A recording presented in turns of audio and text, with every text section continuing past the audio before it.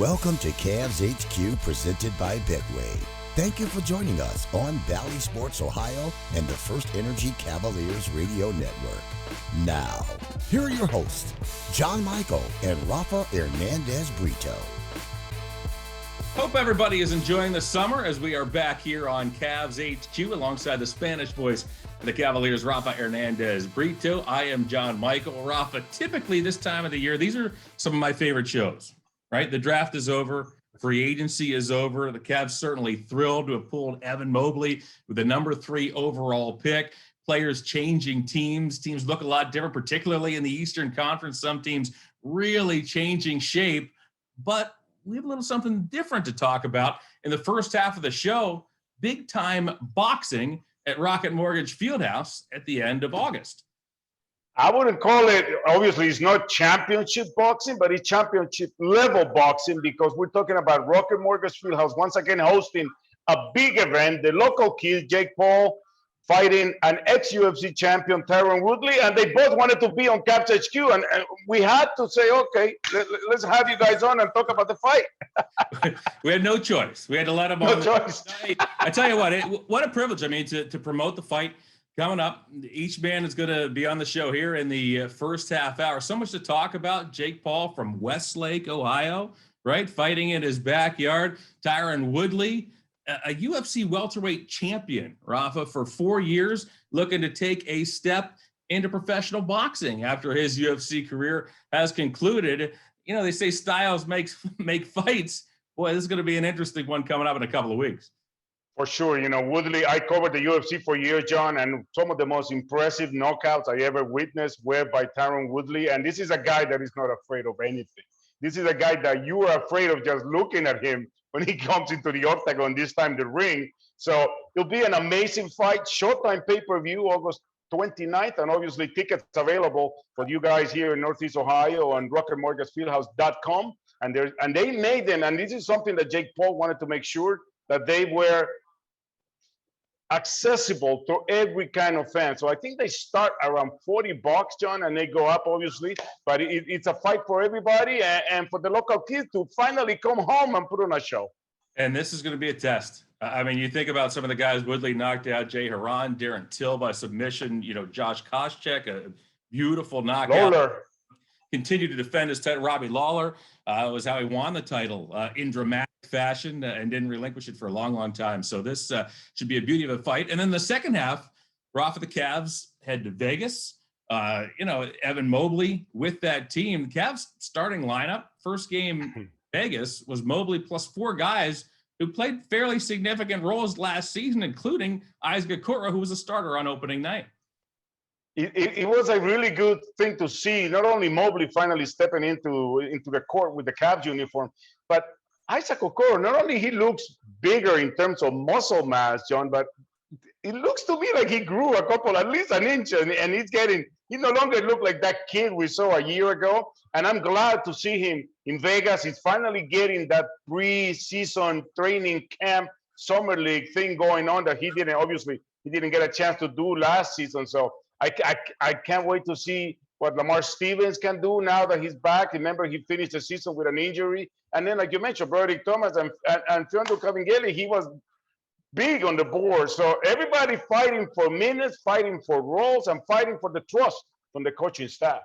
Yeah, and it's been fun. It's been a fun couple of weeks. No summer league last season because of the pandemic, limited camp for these guys. So some of them, as you mentioned, Ralph, getting to spread their wings for the first time a couple of weeks before camp begins, getting ready for the season. As you can tell, a packed show. Jake Paul, Tyron Woodley, when we come back right here on CavsHQ.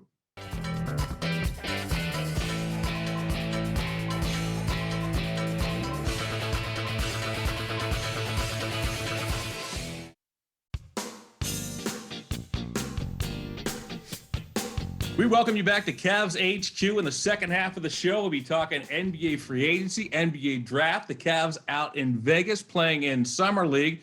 First half of the show, though, big fight, Rafa. Big fight coming up at the end of the month. Jake Paul, Tyron Woodley. Can't wait.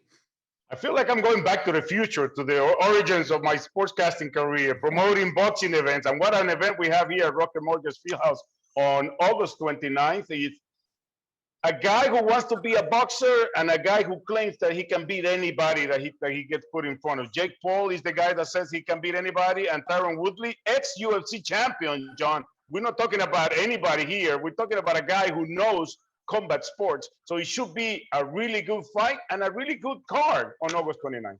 Tyron Woodley, UFC welterweight champion for 4 years. Rafa, 4 years, knocked out Robbie Lawler in convincing fashion to win the title, didn't relinquish it for 4 long years, had a couple of losses. He's no longer in UFC, wants to use this to jumpstart a boxing career. Now he's 39 years of age.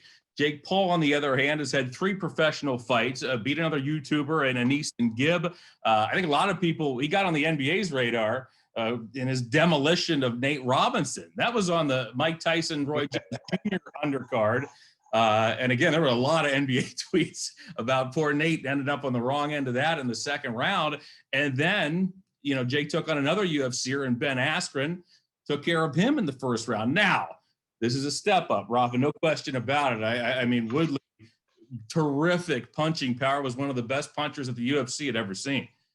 And for sure, I think that when you say it's big step up, John, it is because he is a guy who has trained boxing before. Even though he's an MMA fighter, every MMA fight starts standing up. So they all know they have to know how to box. And Tyron Woodley is the type of guy that you just see him and you don't want to mess with him. So Jake Paul is really stepping up here, and I can't wait to hear what they both have to say. I mean, Jake wins this one. Now, I mean, I don't know. You don't want to say this is the one that, gets him to another level, but I think it certainly does. I don't want to say it puts him over the top, but this, without question, is another level. Last fight against Askren, that's another level. It's a UFC guy who has fought in combat art. I mean, prior to that, it was a former NBAer, right? I mean, and Nate Robinson. But now this guy is a former UFC champion. This is going to be interesting. That's not the only fight, by the way. Amanda Serrano and Yamila Mercado, I mean, that's the co-feature. That's going to be a beauty, Rafa. I mean, that's a terrific women's fight. Serrano, 41-1, 30 knockouts. Mercado's 18-2. I mean, these are 2 of the most decorated women the sport has to offer right now. And that's what I was going to tell you. The difference between the main event, which is 2 guys who are kind of getting their feet wet in boxing, but are athletes, is totally different to what the undercard is, because you're talking about professional boxers fighting for a chance to get a title again, another title shot. So August 29th at Rocket Mortgage FieldHouse is going to be a big night, and I can't wait. So right here on CavsHQ, we have Jake Paul, we have Tyron Woodley. Let's start with Jake. And here he is, Jake Paul. Jake, welcome to the show. Thank you, guys. I'm excited. I'm excited to be here. Jake, you grew up watching the Cavs. You grew up watching the Browns. You grew up watching the Indians. You now will be fighting in your own backyard for all the world to see. Take us through what it took to get this fight in Cleveland and what it means to you to be fighting at Rocket Mortgage FieldHouse at the end of this month. Yeah, look, we had to pull a lot of strings to make this happen. They were trying to make the fight in like Texas or Columbus, and I was like, no, it has to be in Cleveland. And so we did everything possible to make it happen. And Showtime is working extra hard to get the ring into the stadium and get the whole thing set up, because there's like a concert the night before. So yeah, I was really, really pushing for it. And it's a dream come true to be able to do this. And I think it's a perfect time for me to bring this one back to my hometown. And like you said, I grew up, going and watching LeBron in that arena, cheering in the stands. And now, I get to be the center of attention, and my posters, 80 feet tall on the side of the building. Like it's surreal to me. Speaking of being a fan of the Cavs and the Browns, is there a player from the Cavs, an ex or current player, that you wouldn't think of calling out to get in the ring with you? One of your big victories was about an ex-NBA player with Nate Robinson. Is there one guy that you would probably think twice about calling out? Man, I think everyone should stay in their own sports. I think that we learned that with Nate Robinson. You can't play boxing. And it's really a skill that you have to develop over years and years and years of sparring. So I don't think I'm going to be knocking out any more NBA players anytime soon. You talk about fighting somebody in the fight game, but you're taking a step up in fighting Tyron Woodley, of course, champion in the UFC for 4 years in the welterweight division. Certainly the best puncher you've faced as a professional. What's the game plan? How do you handle his power here in a couple of weeks? Look, you're 100% right. This is the toughest opponent, and I have to be sharp. This is going to be a chess match, and I have to be alert at all times. If I make one mistake, he could capitalize on it, and vice versa. So this is going to be a fight where people are going to be on the edge of their seats, and I'm preparing my ass off as much as possible in training camp, doing every single thing right, and that's going to pay off August 29th. He's been boxing longer than me. He's a great striker. However, I just believe that I'm a better striker and a better boxer. And I think I'm going to pick him apart and finish him off. Jake, where are you training and how are you feeling here coming down the home stretch into the fight? So we're down here in Puerto Rico, and I'm feeling amazing. I really didn't stop training since my last fight. I took like a week off and got right back into it. And so everything's coming together amazing from my cardio to the strength, and just adding on and perfecting the details of my game plan and of my striking abilities, so that I have an electric performance August 29th. Your opponent insists on referring to you as a blogger, as a video blogger. But for those of us that are a little older than the YouTube generation, or for those of us tuning in and maybe don't know who Jake Paul is, how long have you been boxing? And obviously, you are more than just that YouTube sensation that everybody keeps referring to. Yeah, I've been boxing for like 3.5 years now, and I think it feels like I've been boxing for like 20 years, just because there's been so much pressure on me, and everyone has wanted to see me be defeated. And so I've had to rise up to the occasion. I've had to rise up to the next level, ahead of schedule. So I've learned really fast, and I was forced to become great at this sport. But yeah, at the end of the day, I'm just like an entertainer, and grew up making videos actually in Ohio. So that's really where this all started. Me and my brother with a little video camera, running around doing little social media, YouTube videos. But I'm just an entertainer and love to entertain and put on a show. So speaking of that, are you gonna, when you beat the chosen one? It's funny how you fighting the chosen one, no, but not the real chosen one from Ohio. But are you gonna say in the ring, Cleveland, this is for you, or are you gonna come up with something else? No, I think so. I mean, this is for them, and Cleveland, Ohio is a big part of who I am. We're blue collar, hard workers. We don't take no for an answer. And no matter how many times life kicks us down, we always get back up. I think everyone from Cleveland has that fight in them, that Midwest backbone. We're all good people. We love our family. We love our sports. We love our food. And, it's a huge part of who I am and why I've, gone off to, be successful in other areas of life. And so that's why it's amazing to bring this one home. And this is for Cleveland. Jake, before we let you go, if you had a message for those folks from Cleveland, obviously this area means a lot to you as you head into this fight. What's your message as we count it down? Yeah, look, it's going to be a show. The whole entire night is a movie. So yeah, come out, support, get your popcorn, and don't blink, because I'm coming with that right hand, and I plan on knocking this guy out. And let's do this one for Cleveland. I'm excited. What about a message for our next guest, Tyron Woodley? I know there's a bet there about a tattoo being put on whoever loses this fight. Any message for your opponent with just a few days to go for August 29th on Showtime pay-per-view? Man, don't underestimate me. It's going to be the biggest mistake of your life. Jake There you Paul. go. I guess you won't be getting any tattoos anytime soon, right? Absolutely not.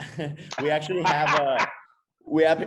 have a tattoo artist coming to the weigh-in and coming to the fight, so that she could tattoo Tyron when he loses. Man, we'd love to get video of that and put it on the show for sure. There you have it. It's a done deal. Hey, Jake, we certainly appreciate the time. Best of luck. Awesome. Thank you guys so much. Back with Good more luck, Cavs man. HQ right after this.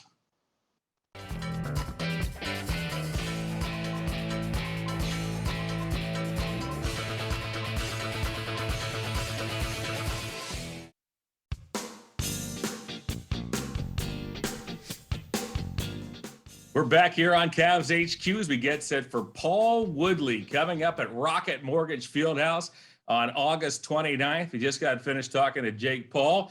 Tyron Woodley, Rafa, he's on the road coming up here in a couple of weeks. You know, I forgot to tell this to Jake, but I'm going to say it to Tyron. He should beat him up because he's another guy with two first names as a name, you know, like a last name with a first name. You just say Paul Woodley. I was like, who is that guy?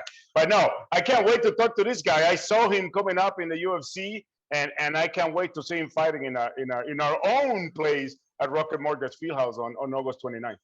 Welterweight champion in the UFC from 2016 to 2019, a record of 19-7-1, 14 coming by knockout or submission. Rafa packs a punch.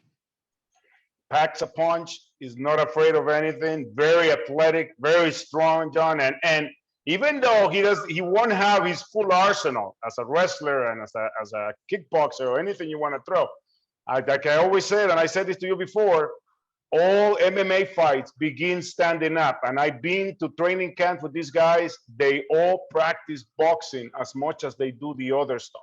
I know Tyron is more of a wrestler, but he is a big guy. He's a big puncher. And we said it to Jake, and we say it here again, it's a big step up in terms of opponent quality for Jake Paul. Agreed upon 190-pound weight limit. It's going to be an 8-round fight. So here he is, the man nicknamed the Chosen One during his UFC career, Tyron Woodley. And here he is, the former UFC welterweight champion and future UFC Hall of Famer, Tyron Woodley. Tyron, thanks for joining us. We appreciate having you. Oh, man, thank you guys for having me on. I appreciate the time. You're training down there in Miami. How is training going right now? How do you feel coming into this fight at the end of the month? Training's going phenomenal. You know, I'm in phenomenal shape. I'm feeling good about the fight. Just putting the small pieces together right now. We're just working on, the minor details. And, overall, I've developed so much in these last 3 months as a fighter, as a boxer, and also just as a complete, striker that I feel real confident, not only going against Jake, just really about anybody at this time. Big fight coming up, Tyron, on August 29th here at Rocket Mortgage FieldHouse. And we have heard around that you've been training your boxing skills with Money Floyd Mayweather Jr. Is that true? Yeah, I got a chance to work with Floyd Mayweather. I got a chance to work with Pedro Diaz, GT, Eric Brown. So, I had a wealth of knowledge, and even James, Tony, and Jab Zuda poked their head in here and there just to make sure, everything I needed was going to be done in the proper way.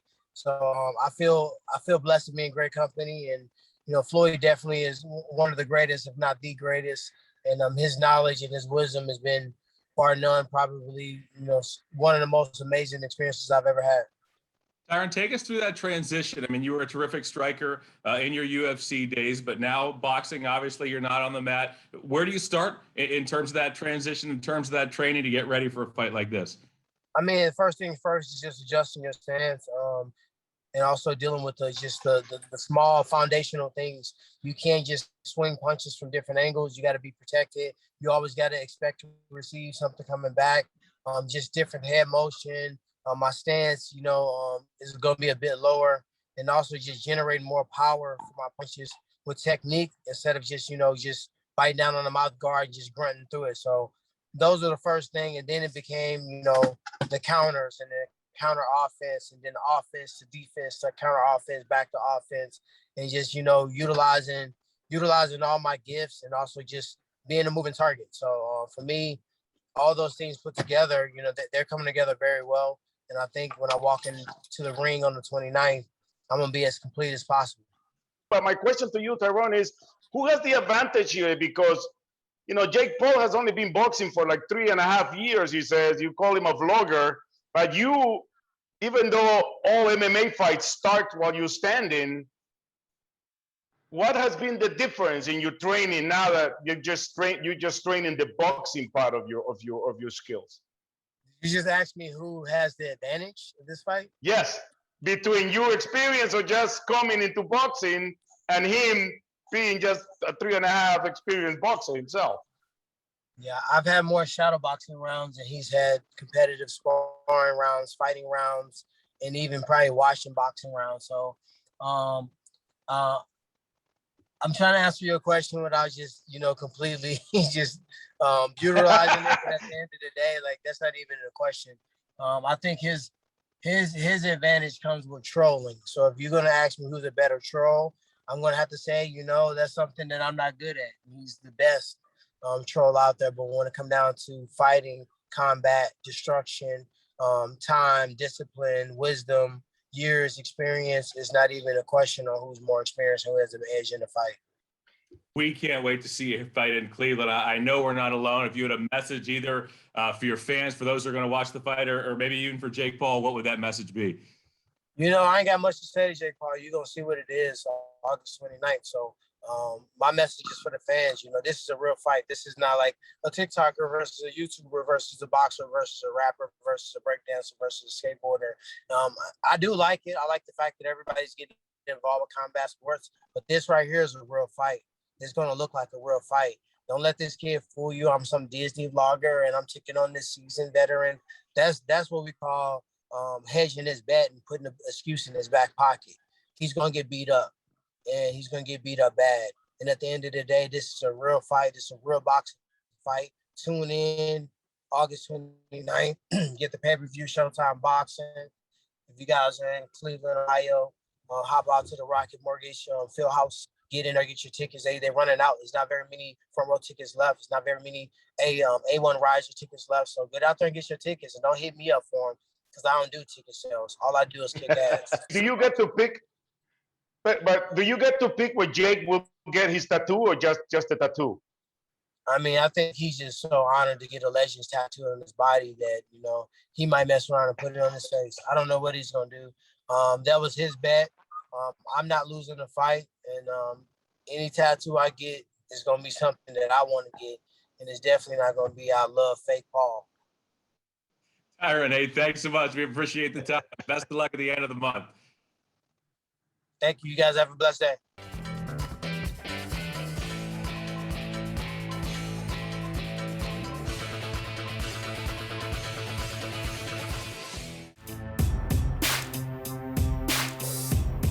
Welcome back to CavsHQ. This is our Cavs in the Community segment, brought to you by Discount Drug Mart. Rafa, I know you're an avid biker. I found something for us. Cavs in the Community found something for us coming up. You ready for this? Let's go. All right. It's the Bike MS Buckeye Breakaway.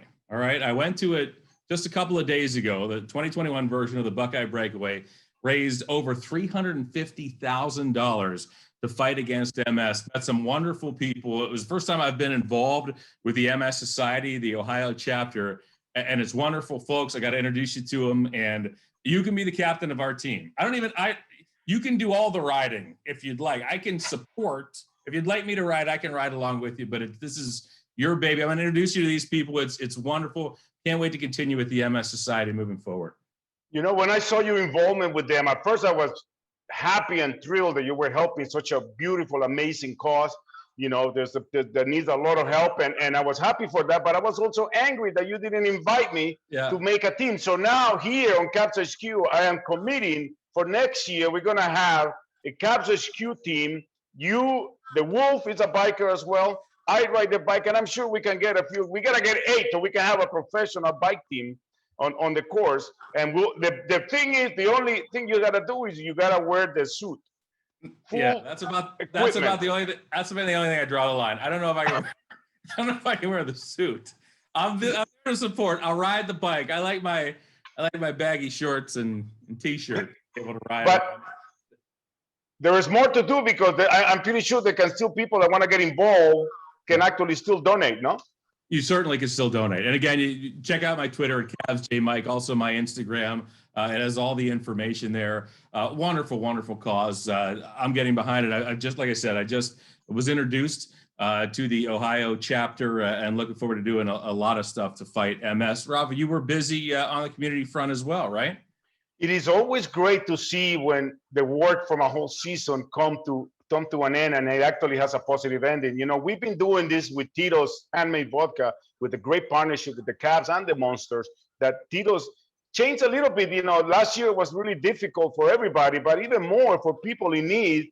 And Tito's Handmade Vodka partner again with the Cavs and the Monsters, donating $10 for every assist during last season. So Ahmad Crump and myself went by with our friends from Tito's Handmade Vodka to the Greater Cleveland Food Bank and brought in a check for over $18,000 for the Greater Cleveland Food Bank. As I understand, it's like 72,000 meals that they will be able to provide with the donation from our friends at Tito's Handmade Vodka. So thank you to them and thank you for everybody. Awesome stuff. Again, you can check out Rafa's Twitter and social media as well for any information on that. Anything that you can give, of course, is welcome, and we thank you for that. All right, Rafa, free agency, draft, Cavs Summer League, all straight ahead right here on CavsHQ.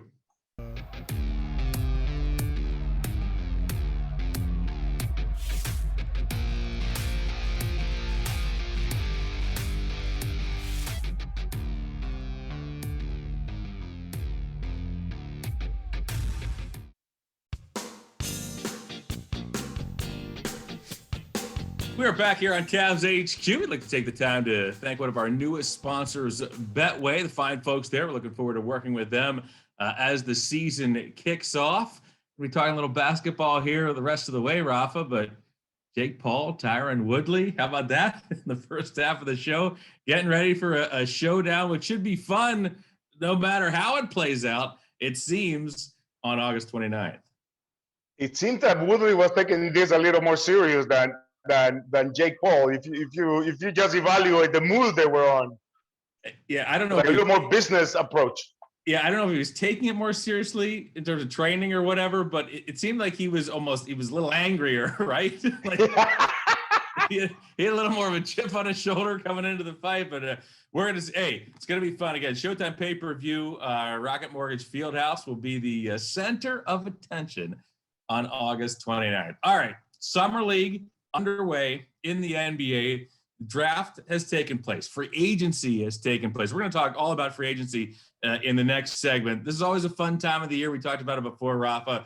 Players changing addresses, new looks for teams, hopes and dreams typically are high at this stage of the season. And boy, you look at the draft, we're seeing some good young players in Vegas at Summer League. Don't forget last season, no Summer League because of the pandemic. So really we're seeing 2 years of players for the first time out there in Nevada.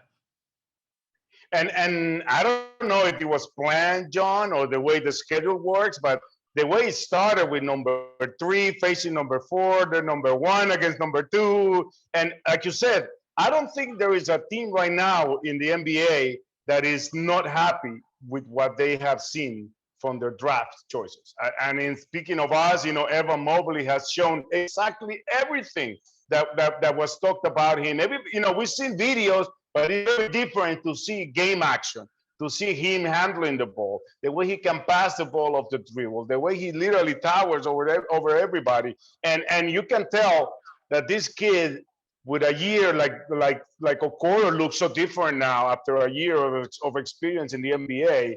It is looking very bright. And when I talk about the future of the Cavaliers with all this youth that we will have. Speaking of looking good in Vegas, you mentioned it. Isaac Okoro looks stronger. Again, everything was rushed last season for all rookies. They didn't have the full training camp. They didn't have Vegas League. As we mentioned, this is his first time out in Vegas, looking terrific. Now at the Cavs starting lineup for game one, Evan Mobley, plus 4 guys who played fairly prominently with the Cavs last season. When you talk about, the other players in that mix, Broderick Thomas, Lamar Stevens, Fiondu Kabengele, and of course, Isaac Okoro. So it's along with Mobley, guys who have been there before in the NBA, which is why, to me, so much of this basketball has been really good basketball, particularly at this stage in Vegas this season. And the most important thing, John, I think is for fans to understand is that we will see the fruits of this effort here in Vegas once the season starts. I think the Cavs, like every other team, I'm sure, have gone to Vegas with a plan.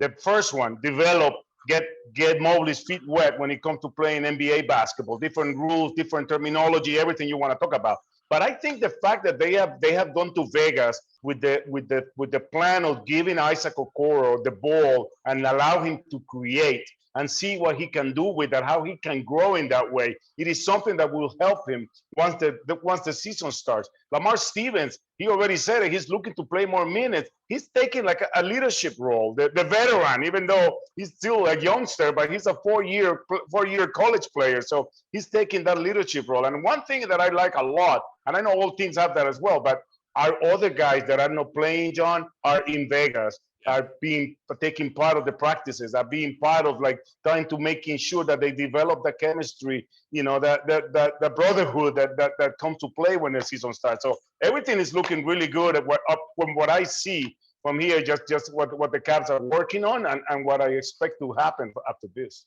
Now, Rafa, back to areas that they wanted to address in the offseason. One was experienced backup point guard. What do? They make a trade. Taurean Prince to Minnesota. In comes Ricky Rubio. Years and years of experience. I think we saw it last season, Rafa, when the Cavs didn't have Matt Dellavedova for a while, right? I mean, you remember at times there were no true point guards. Damian Dotson had to fill in. He's a shooting guard. He had to fill in, play point guard. But when Matt Dellavedova was healthy and could come in and play that backup point guard role, and we know about Delly's shot last season. He had all kind of problems shooting from the field last season. That said, when he got in there, he could orchestrate that second unit and things settled down and ran the offense so much better when you have that veteran steady hand. I mean, you want to talk about a guy who's done it for a long, long time. In comes Ricky Rubio, and I think for the Cavs, that's a big piece of what the doctor ordered this offseason coming in to camp and to the regular season, right? And everything you said is exactly correct. That's what we needed. That's what we were missing. But another part, it's that when you mentioned the veteran, the years, it is important that we have a young point guard that can actually feed off the same way Delly was able to feed. Darius Garland mentioned it so many times when Delly was injured, just to have him on the bench, to have him talk about what was going on in the game. And Ricky Rubio, he became a pro at 14 years of age. So this guy has been around. When you come to experience, you talk about World Cup, you talk about Olympics, you talk about Euro League, NBA, you name it, he has done it. And I would like to personally thank the organization for providing Los Cavaliers en Español a guest for the pregame, the halftime show, and the postgame show for this upcoming season. Poor Ricky's not going to know what hit him. Poor Jose Calderon was the last one. Jose was your pregame, postgame show guest for 82 straight games. Ricky's going to void his contract once he finds out he's your only guest, the only Spanish-speaking Cavalier all season long. I tell you what, here's all I needed to see. We're up against a break here. All I needed to see and hear about Ricky Rubio was this. Anthony Edwards last season was the number 1 overall pick, right? Went to the Timberwolves. Is a guard, but doesn't play point guard, right? He said throughout the season what a profound impact Ricky Rubio had on his progression. Right. And you think about that for a while. Those are the things you love to hear. Right now, Ricky Rubio comes to the Cavs. Darius Garland does play his position. Darius Garland was a sponge last season, and heading into last season, his improvement was drastic over what we saw his rookie year. But to hear Edwards, a young kid, aggressive, headstrong kid, say, yeah, Ricky Rubio was the guy who helped me progress. And we saw Edwards' game take off the last, 4-6 weeks of the season. So that, to me, again, a good – we knew that about Ricky Rubio, but to hear it come out of the mouth of the number 1 overall pick a season ago in Minnesota, I think it means good things. Yeah, excited to see Ricky in wine and gold. We're going to take a break. Straight ahead, free agency. The landscape has changed, particularly in the Eastern Conference. We'll take a look at some of the new look East teams. That's straight ahead right here on Cavs HQ.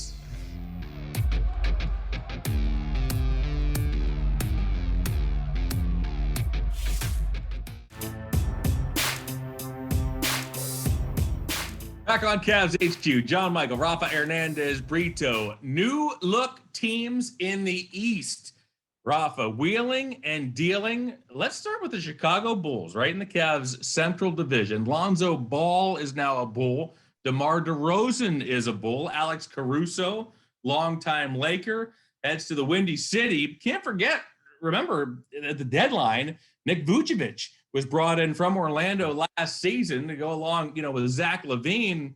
That is an interesting looking team. They thought they were playoff bound after they made that deal last season. Didn't happen. They faded down the stretch.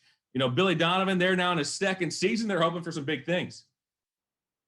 And it's interesting to see, at least I am intrigued to see how fast this team is going to play, John, because, you also got Kobe White there trying to do some kind of backup role now, I guess, with all the acquisitions they have. But, it's a very young team, but a lot of scoring, a lot of big presence in the middle with Vucevic.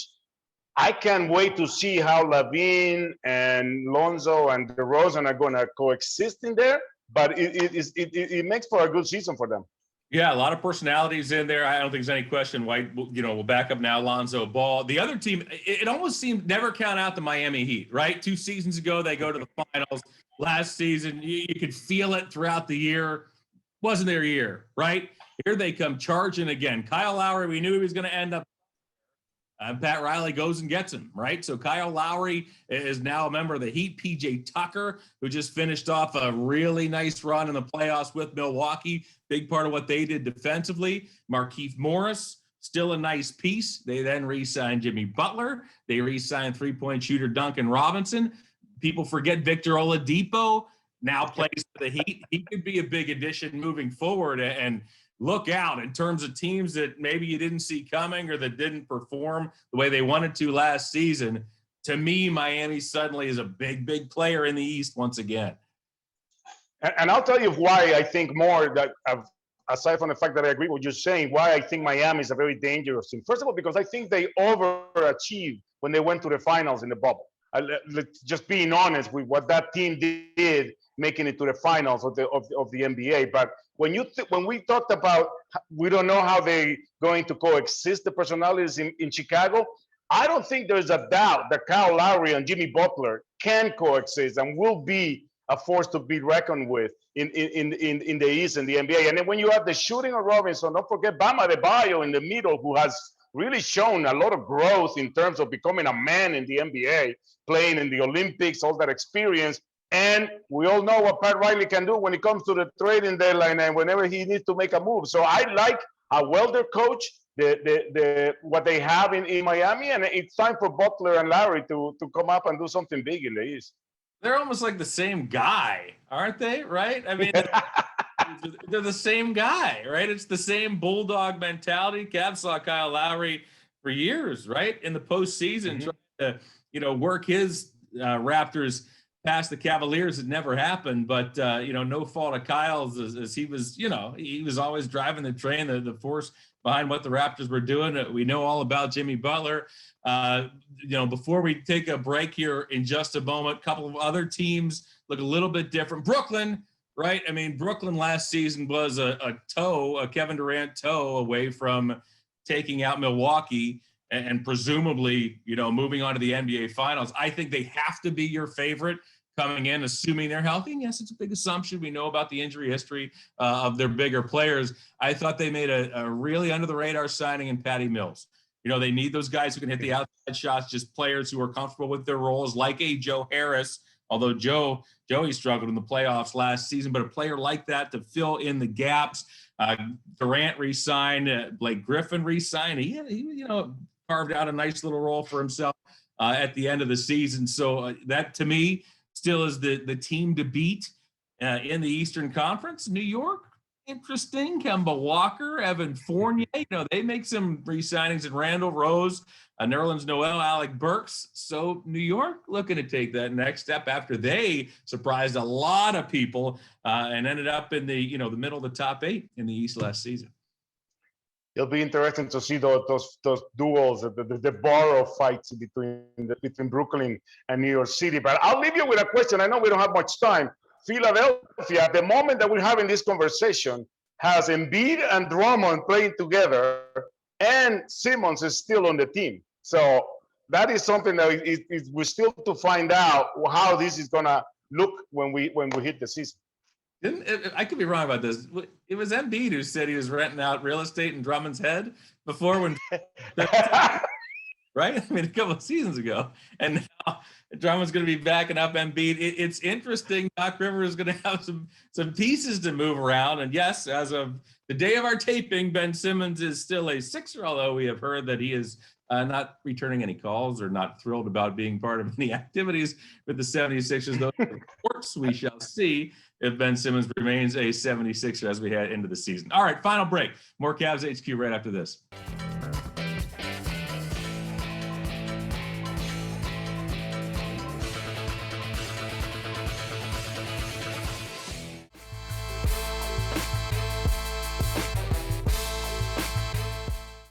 Back here to close up Cavs HQ. Don't look now. Cavs camp right around the corner, only a couple of weeks away. August 29th, Rocket Mortgage FieldHouse. Rafa, Jake Paul, Tyron Woodley. I still can give you a pick, but I can tell you for sure, next time we get together, we're going to be talking schedule for the Cavaliers 2021-22 season. That should be interesting. Can't wait. That'll do it for us here on Cavs HQ. For Rafa Hernandez-Brito, I'm John Michael. See you next time, everyone.